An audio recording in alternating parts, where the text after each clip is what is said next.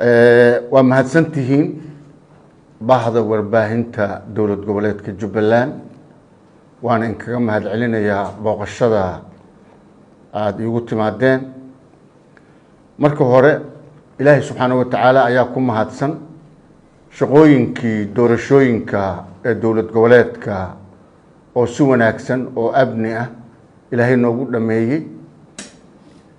dowlad goboleedka Jubbaland waxa taalay konton iyo kow kursi oo laba deegaan doorasho ah midna ay ahayd magaalada madaxda ku meel gaarka magaalada Kismaayo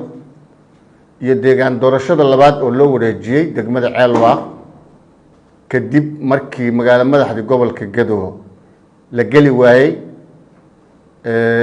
maxaan ku raahdaa amni darro iyo maxaan ku raahdaa dad aan wacdiga hadda la soconin muxuu ahaay ay xireen yiraahdeen maxaan ku raahdaa Jubbaland baan nahay haddana Jubbaland nooma imaan karto ayaa guddiga doorashooyinka heer qaran ay u wareejiyeen degmada Ceelwaaq ra'iisul wasaarahan uu ka raacay Ilaahay baa ku mahadsan amnigaas si wanaagsan ayuu noogu dhamaaday waxaan guud ahaan u mahad celinayaa ciidamada dowlad goboleedka Jubbaland iyo kuwa xoogga dalka Soomaaliyeed ama difaacyada kor ha noqdeeno ama difaaca gudaha ha noqdeeno barnaamijkaas runtii oo sidii la rabay looga shaqeeyay aan isleeyahay way ku mahadsan yihiin waajibaadkaas ay guteen runtii haddii aan difaacyada ama kuwa kore ama kuwa gudaha aysan ciidamadu dadaalin laguma guuleysteen runtii in lagu qabto doorashooyinka dowlad goboleedka Jubbaland magaalada Kismaayo runtii si aad u macaan oo aad u wanaagsan anoo uga mahad celinayo booliska dowlad goboleedka Jubbaland ama ha noqdeena booliska qaybaha iyo saldhigyada ama ha noqdeena booliska daraawiishta iyo kuwa xoogga dalka Soomaaliyeed iyo ciidanka nabad sugidda iyo sirdoonka dowlad goboleedka Jubbaland oo mar walba fashiliyo isku dayga ay isku dayaan nabadiidka inay dadka dhibaato u geystaan baan arintaas waan u mahad celinayaa markaan u soo gudbo degmada Ceelwaaq runtii waxaan aad ugu mahad celinayaa maamulka degmada sharciga ah oo Jubbaland iyo taliyaasha ciidamada hadday noqon lahaayeen kuwa daraawiishta iyo kuwa booliska labadaba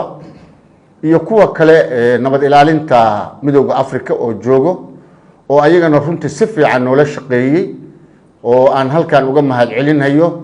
qaabka ay amnigooda u guteen iyo qaabka annaga oo bad qabno aan waajibkanagana u gudanay ugana soo noqonay qodobkaasna waxaan rabaa inaan intaa ku daayo qodobka saddexaad runtii doorashadu waxa weeyo waxa xaq u leh dowlad goboleedka Jubbaland Soomaaliya waa federal meel federal ka ah oo dowlad goboleedka aysan doorashadaas xaq u lahayn oo aysan ku qaban karin haddii la yiraahdo guddiga doorashooyinkana noo soo dira maxaan ku idhahdaa adinkuna ma imaan kartaan maxaan ku idhahdaa madaxweynihii ma imaan karo madaxweyne ku-xigeenka ma imaan karo golihii wasiirada ma imaan karo haddana baarlamaan baan rabnaa haddana doorashaan rabnaa aniga arrintaas si laysu qabadsiinayo ma aqaano Soomaaliya waa federaal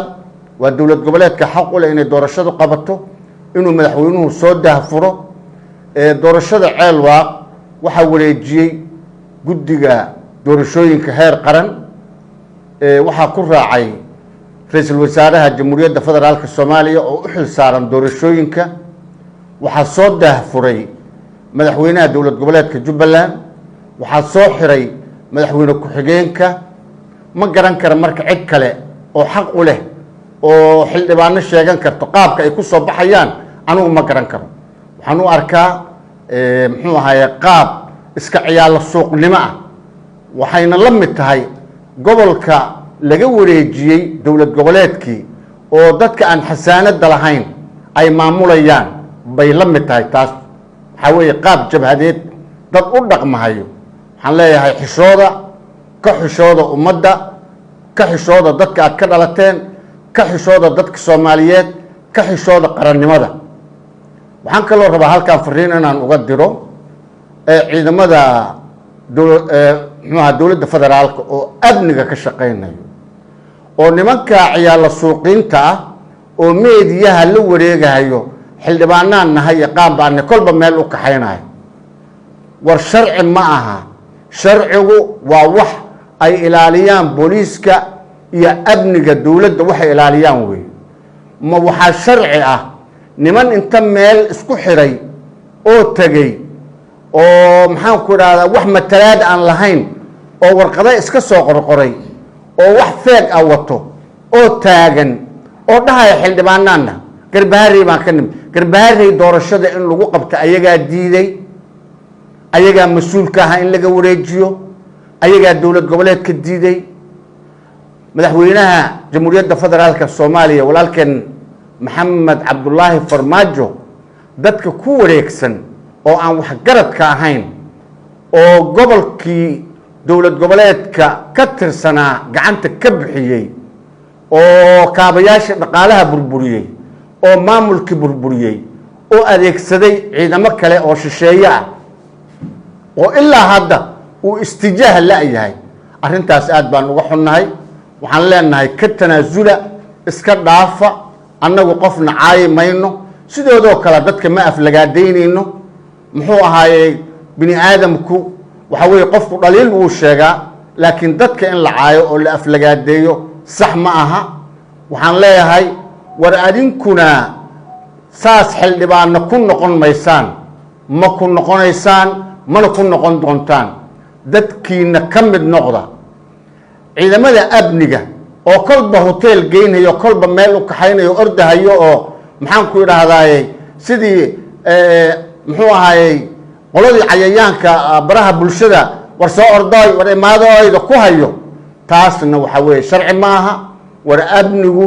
wuxuu dan u yahay qaranka Soomaaliyeed war amnigu wuxuu dan u yahay doorashooyinka war amnigu wuxuu dan u yahay muxuu ahaayay kala dambeynta iyo nidaamka iyo dawladnimada war qofka amniga ka shaqeeyo markuu ciyaalo suuqnimo u dhaqmo amniga gacantu ka baxaya waxaan ku soo gabagabeynayaa walaalkeen Maxamed Cabdullaahi Farmaajo madaxweynaha waqtigiisa dhamaaday baan rabaa halkan fariin yar inaan uga diro Maxamed Cabdullaahi Farmaajo Soomaaliya hanki iyo qaabka ay ku dooratay iyo quruxdu waad ogeyd qof aad qasabtay ma jiro qof aad qori ku qabatay ma jiro qof maxaan ku raahdaay muxuu ahaayay dhaqaale gaar aad siisay ma jiro dadka Soomaaliyeed ayaa ku doortay ayaga kala soo baxay intii musharaxiinteeda dhowr iyo 20kii musharax ayaga kala soo dhaxbaxay ayaga madaxweyne u noqotay maantay taariikh xumaha ka tagin kuwa aan isku hayb ka nahay oo kugu wareegsan oo waxa xil kale ku sheegahayo oo beenta ku sheegahayo taariikh xumo in ay kaaga tagaan ayay rabaan annagana taariikh xumaha nooga tagin dadka Soomaaliyeedna taariikh xumaha ha ugu abaalgudin adiguna taariikh xumaha dhaxlin kuwa wareegsanna waxa weeyo muxuu ahaayay waxa ay ku sheegayaan waa wax baalmarsan sharciga iyo dastuurka iyo qarannimada iyo jiritaanka ummadda Soomaaliyeed wax baalmarsan weeyo aad iyo aad baad u mahadsantihiin waxaan isleeyahay qof kasta oo Soomaali ah waxa deeqa wanaag qof kasta oo Soomaali ah waxa deeqo sharciga inuu ilaaliyo qof kasta oo Soomaali ah oo xil doonahayo ma aha inuu suxun ku doono qof kasta oo Soomaali ah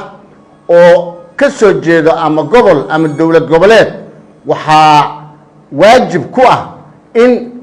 uu dib u jaleeco wixii la soo maray shalayto iyo wixii nagu dhacay iyo maanta meesha aan marayno aad iyo aad baad u mahadsantiin bahda warbaahinta waa idin mahad celinayaa